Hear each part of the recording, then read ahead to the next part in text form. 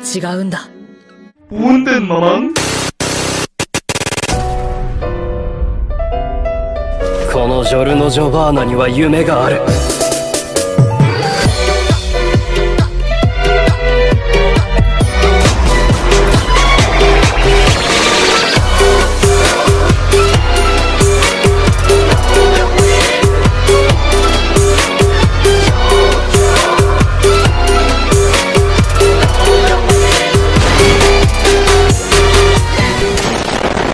Yo konnichiwa, kembali lagi dalam pembahasan novel Shinka no Mi, dan pastinya ini lanjutan dari video yang kemarin.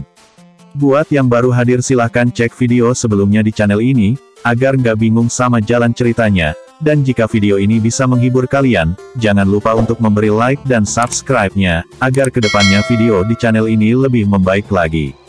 Ya udah siapin camilan kita langsung ke pembahasan. Cerita berawal kembali dari Lutia yang sudah bertemu dengan ayahnya, lalu mereka berdua berjalan mendekat kepada Seichi, dan ayah Lutia memperkenalkan dirinya. Aku, ayah asli dari Lutia, Zephyr Butte, seorang Raja Iblis saat ini. Dan gak lama kemudian, Zephyr membungkukkan tubuhnya kepada Seichi, dan berterima kasih, karena selama ini dia sudah menjaga dan membantu Lutia.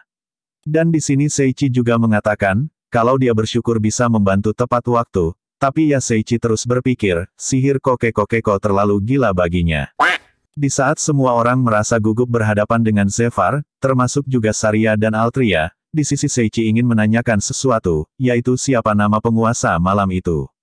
Lalu Zephyr mengatakan, penguasa malam ya penguasa malam. Dan Altria pun mulai membayangkan, jika ayah Lutia adalah penguasa siang, nggak heran kalau penguasa malam mau menggabungkan kekuatannya, sehingga akan jadi penguasa sepanjang hari. Lalu Altria meminta Seichi untuk memastikan sekali lagi, apakah penguasa malam memang sudah benar-benar hilang, ataukah masih tertinggal di dalam tubuh Zephyr. Di sisi Zephyr yang yakin sudah memakan semua jiwa penguasa malam, Seichi yang ingat skill sinkronisasi langsung mengaktifkannya, dan membuat keberadaan yang setara.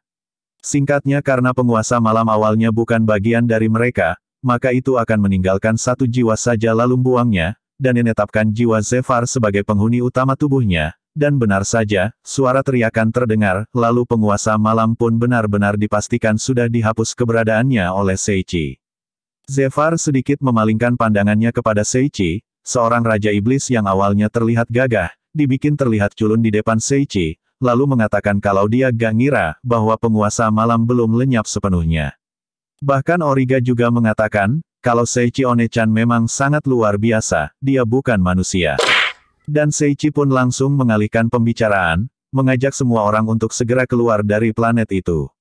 Kepada Zephyr yang menggelengkan kepalanya, Lutia langsung menoleh ke arah ayahnya, dan bertanya alasannya. Zephyr pun mengatakan, kalau di sanalah tempat dia disegel, dan gak bisa keluar dari sana. Seichi langsung menggunakan sihir Lincoln, lalu mengatakan bisakah kita keluar sekarang. Di sisi Zephyr terdiam kaku, ngelihat sihir tanpa rapalan milik Seichi, membuat cincin sihir yang mengelilinginya hancur. Dan Zephyr pun kembali mengatakan, meski aku telah dibebaskan, seperti yang kamu lihat, kita terkurung dan gak bisa keluar dari sini. Lalu Altria berkata kepada Seichi, bisakah kamu menggunakan sihir transisi? Seichi pun menjawab, kalau dia emang bisa menggunakan sihir transisinya, lebih dari itu, langit-langit juga terlihat mengganggu, lalu Seichi bertanya apakah dia juga harus menghancurkannya.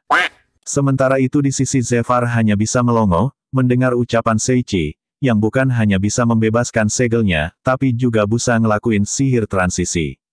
Ini karena Zephyr berpikir kalau sebelumnya, para pahlawan membuat segel itu dengan mempertaruhkan nyawa mereka, tapi Seichi ngerusak dengan mudah. Yang kedua sihir transisi Seichi, Zephyr kehilangan akalnya mendengar sihir transisi Seichi, yang bahkan bisa berpindah planet, tanpa harus menggunakan mesin teleport. Seichi pun memindahkan mereka semua, dan berpindah ke tempat yang lebih aman, yaitu di dekat kerajaan Raja Iblis. Misi pembebasan segel ayah Lutia, sukses dengan sangat luar biasa gilanya. Shin berpindah ke kerajaan Kaiser, jauh dari kerajaan, terdapat seseorang yang sedang memandang kastil kerajaan, dan berkata waktu untuk membalas dendam akan tiba sebentar lagi, orang itu dikenal dengan julukan asap kematian.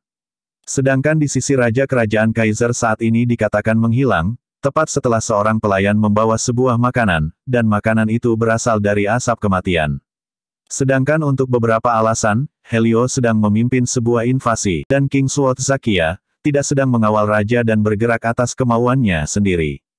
Karena kekalahan pertamanya melawan Zakia, membuatnya meminum beberapa jenis obat terlarang, dan membuatnya menjadi seorang Transcendent untuk mengimbangi Zakia, asap kematian bersiap melancarkan serangan, dan tiba-tiba terlihat seekor monster di depannya.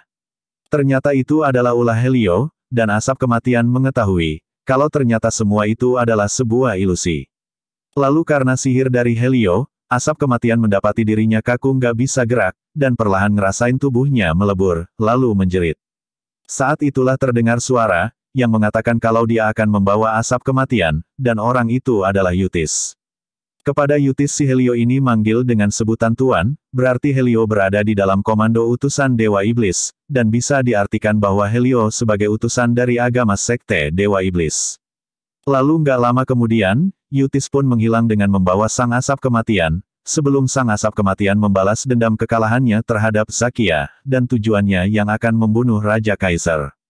Scene kembali ke Raden Kang Mas Seichi, di sini Zephyr dan Lutia membungkuk untuk yang terakhir kali, dan sekali berterima kasih kepada Seichi, dan kembali ke kerajaan iblis. Mereka benar-benar telah berpisah untuk saat ini, tapi di sisi Seichi sedang memikirkan, kenapa Hitsuji belum muncul, ataupun mengirimkan sebuah surat. Apakah ini karena mereka keluar ke tempat yang berbeda dari dungeon, ataukah karena hal lain? Seichi merasa sangat aneh, tapi ya sudahlah. Seichi segera kembali ke Terbert dengan para haremnya, kembali ke penginapan, beristirahat dan bangun di esokan harinya. Saat mereka sedang dalam situasi makan bersama, Saria mengatakan ingin pergi ke panti asuhan, Zola ingin ikut tapi takut rambut ularnya akan menakuti anak-anak. Tapi Saria mengatakan kalau anak-anak di sana sangat baik dan lucu, bahkan Saria juga pernah menggunakan wujud gorilanya dan mereka nggak ketakutan. Dengan sedikit bujukan dari Olga juga, Zora pun juga memutuskan untuk ikut Saria dan Origa ke panti asuhan.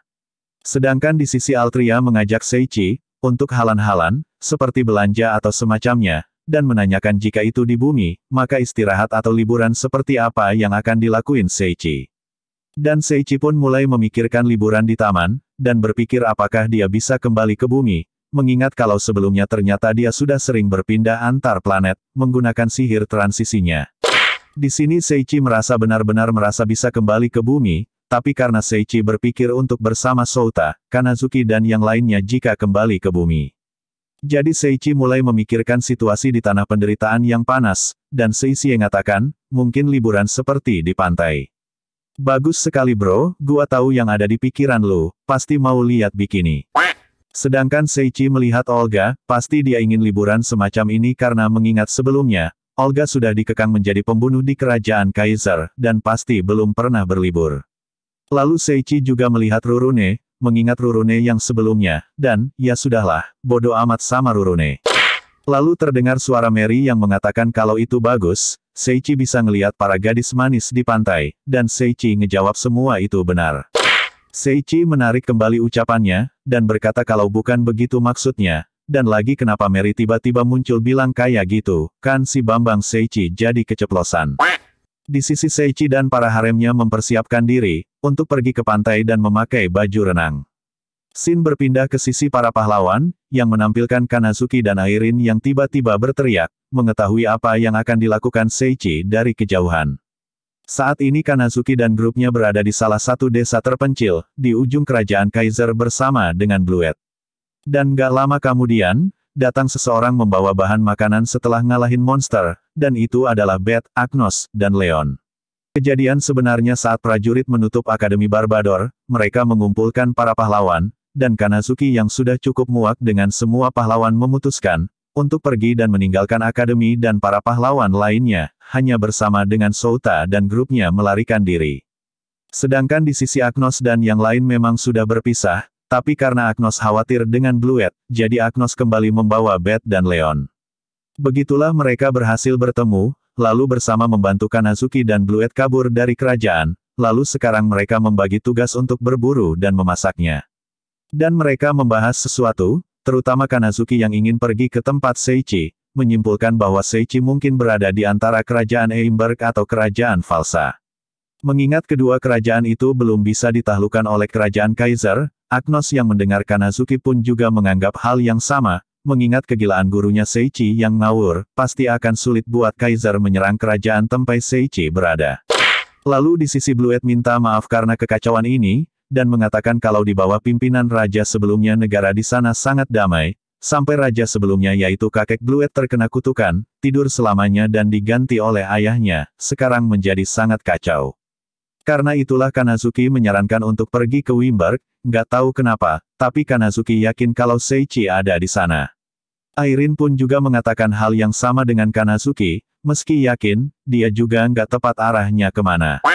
Anjir insting para harem komersial, hayur slemek. Lalu dengan ini Bluet pun juga memutuskan untuk ikut pergi ke tempat Seichi, meski perjalanan ke Wimberg akan sulit, mengingat mereka dari kerajaan Kaiser pasti akan dicegah oleh penjaga perbatasan Wimberg, bahkan juga ada para pahlawan. Mereka pun bersiap-siap, untuk pergi ke kerajaan Wimberg. Scene kembali kepada Seichi, di esokan harinya setelah mereka sarapan pagi, Al menagih janjinya kepada Seichi, yang mengatakan akan mengajak mereka ke pantai. Lalu Seichi menjawab, bagaimana jika memeriksa permintaan yang ada di guild. Al pun mengingat mungkin ada permintaan, tapi karena merasa status Seichi yang ada di tingkat F adalah suatu kebohongan besar. Altria mengajak mereka pergi ke guild, dan sesampai di guild, Gusel dan Eris seperti biasa menyapa mereka, karena setelah sekian lama, nggak ngeliat Saria dan Seichi mampir ke guild. Al pun menanyakan sebuah permintaan yang mengarah ke pantai, lalu Gusel mengingat sebuah permintaan pendamping, yang meminta mengawal seseorang ke kota bernama Southern.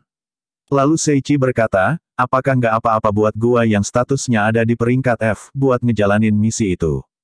Lalu Gusel mengatakan, karena ada Mbak Altria yang di peringkat A, jadi semua bakal baik-baik saja. Eris pun menjelaskan prosedur pengawalan, dan singkat ceritanya di sini tuh ditulis kalau Seichi sudah berangkat. Setelah menjalankan prosedur dari Eris, lalu ceritanya bersambung dulu ya kawan. Dan mungkin cukup sekian untuk pembahasan kali ini, kita akan lanjutkan ceritanya di video berikutnya. Jika video ini dapat menghibur kalian, jangan lupa untuk meninggalkan like dan subscribe-nya, agar kedepannya gua makin semangat lagi bikin videonya. Dan jika ada salah kata selama pembahasan mohon dimaafin, dan gua, Senku Anime, pamit nidurin diri, lalu biarin Mamang Diablo yang nutup videonya. 久しぶりの現世です。せいぜい楽しむとしましょうか。